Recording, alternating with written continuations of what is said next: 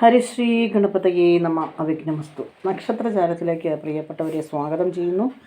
ഇന്ന് നമുക്ക് നക്ഷത്രജാലത്തിലൂടെ ചോതി നക്ഷത്രം നോക്കാം, അതിൻ്റെ പൊതു സ്വഭാവം നോക്കാം എന്താണെന്നുള്ളത്. അപ്പോൾ അതിനു മുമ്പായിട്ടൊരു കാര്യം പറയട്ടെ, നിങ്ങൾ ആദ്യമായിട്ടാണ് ഈ ചാനൽ കാണുന്നതെങ്കിൽ സബ്സ്ക്രൈബ് ചെയ്യാൻ മറക്കാതിരിക്കുക. തൊട്ടടുത്തുള്ള ബെൽ ബട്ടൺ കൂടി ഒന്ന് അമർത്തുക.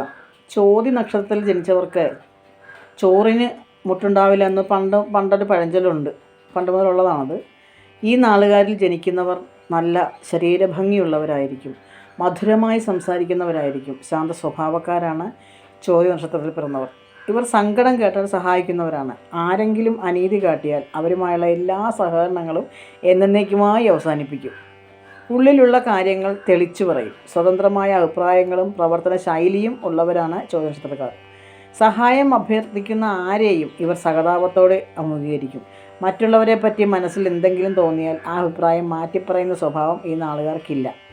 ഈ നാളുകാരുടെ ദാമ്പത്യ ജീവിതം വിജയിപ്പിക്കുവാൻ നന്നേ പ്രയാസപ്പെടേണ്ടി വരുന്നതാണ്. പുരോഗതിക്ക് വേണ്ടിയുള്ള പരിശ്രമം നടക്കുന്ന വേളയിലും ദുരിതങ്ങൾ ഈ നാളുകാരെ പിന്തുടർന്നുകൊണ്ടേയിരിക്കും. സ്വജനങ്ങളെ അങ്ങേയറ്റം സഹായിക്കുന്നവരാണ് ചോതി നക്ഷത്രക്കാർ. തങ്ങൾക്കെതിരെ പ്രവർത്തിക്കുന്നവരോട് വിട്ടുവീഴ്ചയില്ലാതെ ഈ നാളുകാർ പെരുമാറുന്നതാണ്. സ്ഥിരമായ പരിശ്രമം കൊണ്ട് ഈ നാളുകാർക്ക് വിജയം നേടാൻ കഴിയുകയുള്ളൂ. ലളിത ജീവിതം നയിക്കുന്ന ഈ നാളുകാർ ആരെയെല്ലാം സഹായിച്ചിട്ടുണ്ടോ അവസാനം അവരിൽ നിന്നെല്ലാം മനസ്സിന് ഇഷ്ടപ്പെടാത്ത അനുഭവങ്ങൾ ഈ നാളുകാർക്ക് ഉണ്ടായിട്ടുണ്ട്.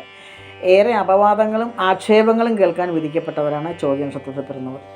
ഈ നക്ഷത്രത്തിൽ പിറന്ന സ്ത്രീകൾക്കും ഇപ്പോൾ പറഞ്ഞ കാര്യങ്ങൾ ബാധകമാണ്. ഈശ്വരഭക്തി, കുലീനത, ഭർതൃഭക്തി എന്നിവ ഇവർക്ക് ഈ സ്ത്രീകൾക്ക് ഇക്കാര്യങ്ങൾ മുൻപന്തിയിലാണ്. സന്താനങ്ങളെ കൊണ്ട് ഇവർ അനുഗ്രഹീതരായിരിക്കും. ഈ നാളിൽ പിറന്ന സ്ത്രീകൾ ഈശ്വരാനുഗ്രഹം കൂടുതലായി ലഭിക്കുന്നു. അച്ചടക്കവും ആചാരനിഷ്ഠയും ഈ നാളുകാർക്ക് എടുത്തു പറയേണ്ട കാര്യമാണ്. ഈ നാളുകാർക്കുള്ളൊരു പ്രത്യേകതയാണ്.